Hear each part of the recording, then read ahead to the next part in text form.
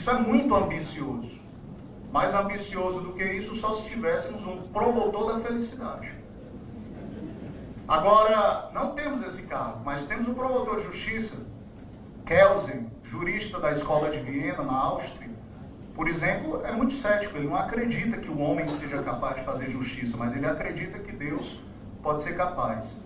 A propósito, eu não agradeci a Deus, porque eu não posso falar em nome dos meus pares, mas peço licença para falar em nome próprio. Eu agradeço a Deus por estar aqui hoje. Sem Ele eu não estaria aqui. Volto a falar em nome dos meus colegas. Portanto, promotor de justiça é um nome ambicioso, é uma tarefa ambiciosa, é uma atribuição delicada, é uma atribuição desafiadora, porque em uma única palavra o promotor de justiça pode ser chamado de responsabilizador. Responsabilizador porque responsabiliza quem de direito conforme o devido processo legal. Pois bem, eu arrisco o palpite de que há 3 requisitos para que você responsabilize quem de direito, respeitando a dignidade humana. Eu arrisco o palpite de que há 3 coisas das quais não podemos nos descurar para exercer nossa função, engrandecendo o nosso país e respeitando a dignidade humana das pessoas. A primeira delas é que um promotor não é melhor do que a pessoa para quem ele aponta o seu dedo. Um promotor de justiça não é um ser humano superior à pessoa para quem o seu dedo está apontado. Ele pode ter um comportamento melhor, pode não, deve. Mas ele não é um ser humano superior à pessoa para quem o seu dedo está censurando em juízo.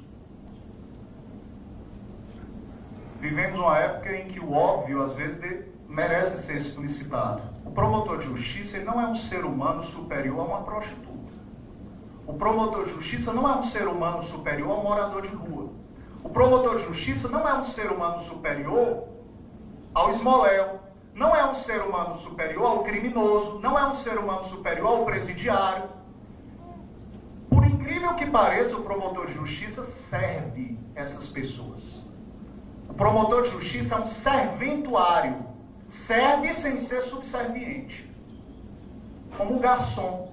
O garçom serve vocês, mas ele não é subserviente a vocês. O promotor de justiça ele deve ter o dom de servir sem ser subserviente. É, portanto, um serventuário. Parte da doutrina não gosta de dizer que é servidor, porque não há vínculo hierárquico. O promotor só respeita a sua ciência e a sua consciência. Mas lato sensu é servidor sim, porque em uma república eu sirvo o povo de Goiás, doravante, e com muita alegria.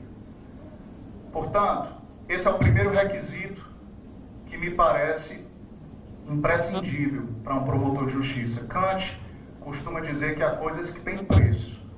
O sapato que eu visto teve preço, mas há coisas que não têm preço não. E essas coisas que não têm preço, Kant dizia que elas têm dignidade. Portanto, a nossa pessoa, o ser humano que nós somos, não é superior, não há hierarquia entre seres humanos. O segundo requisito que eu reputo imprescindível para ser um promotor de justiça digno do cargo que ocupa, é que, embora não sejamos um ser humano superior à pessoa que censuramos em juízo, a nossa conduta deve ser melhor. Ninguém pode sonegar imposto de renda, mas o promotor de justiça, com mais razão, não pode. Ninguém pode estacionar vaga em carro de deficiente de pessoa idosa sem ostentar essas condições, mas o promotor de justiça, com mais razão, não pode. Ninguém pode tomar um champanhe com a avó no ano novo e dirigir o seu veículo automotor, mas o promotor de justiça, com mais razão, menos ainda. Todos são iguais, mas o promotor de justiça é mais igual do que os outros. A maior alegria do criminoso é desmoralizar quem o acusa. A maior alegria do ímpio é etiquetar de hipócrita quem o acusa em juízo. Portanto, aqui eu faço valer, como disse lá na minha posse no Ministério Público de Rondônia, a filosofia de Epicuro. Faze tudo como se alguém te vigiasse. é o modesto conselho que eu endereço aos meus colegas, não eu, mas Epicuro, porque eu não tenho autoridade para aconselhá-los, mas Epicuro talvez tenha. Faze tudo como se alguém te vigiasse. O promotor de justiça deve pautar sua conduta todos os dias como se alguém o vigiasse. Uma eterna vigilância. Eu acho importante dizer, antes de avançar para o último requisito, eu não vou falar muito, aprendi com o meu pai, que um bom orador deve falar pouco. E antes de avançar para o último requisito, eu queria dizer a vocês o seguinte: o olhar do promotor de justiça, ele deve ser um olhar verdadeiramente republicano. O promotor de justiça, ele é aquele capaz de tratar com o mesmo respeito e com a mesma dignidade, ou para usar as palavras de Dworkin, lá da escola de Nova York, com o mesmo respeito e a mesma consideração a faxineiro e o presidente da República. O promotor de justiça, ele deve ser capaz de olhar para o zelador e para o presidente da República e recebê-los com o mesmo respeito e com a mesma consideração nas palavras de Dworkin. Por quê? Porque ele se identifica quando ele olha para o zelador, porque ele é também um zelador. O promotor de justiça é um zelador porque ele zela, porque ele tem zelo, porque ele atua na zeladoria dos direitos fundamentais.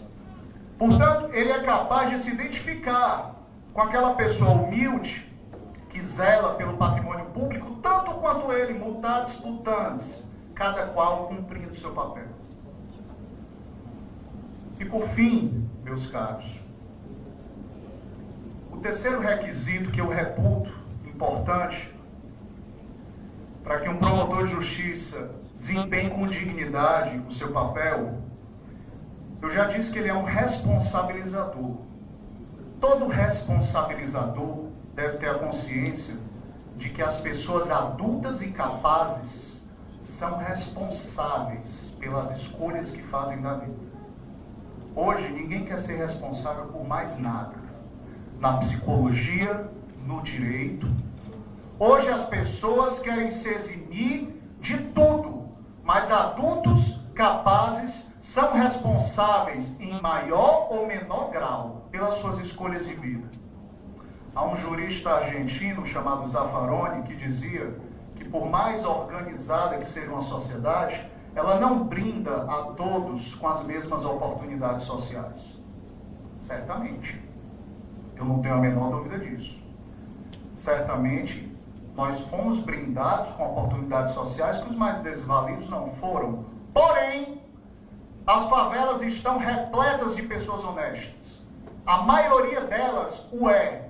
E os condomínios de luxo estão repletos de criminosos do colarinho branco. O que significa que o meio, ele pode até ser criminogênico, mas ele não é decisivo quando se tem caráter.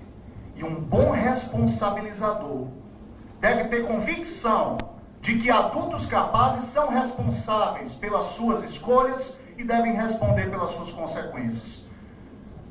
A meu ver, se essas três coisas forem guardadas por mim e pelos meus colegas, talvez tenhamos um desafio menor na dura tarefa de ser promotor de justiça. Eu concluo dizendo que o promotor de justiça ele tem duas personas, ele tem duas faces.